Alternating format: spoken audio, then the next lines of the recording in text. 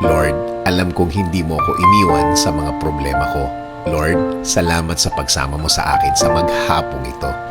Alam ko po, Lord, na hinding-hindi ako mabibigo. Hinding-hindi ako maiiwan mag-isa.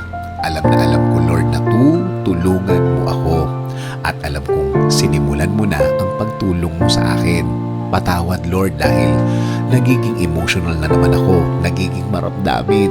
Simula sa gabing ito, ikaw at ikaw na ang aking iisipin.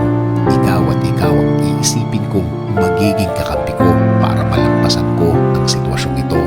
Bigyan mo ko ulit ng guidance, Lord, tulad ng mga nakaraang panahon. Palakasin mo po ako ulit. Bigyan mo po ako ulit ng lakas. Bigyan mo po ako ulit ng suporta para malampasan ko ang mga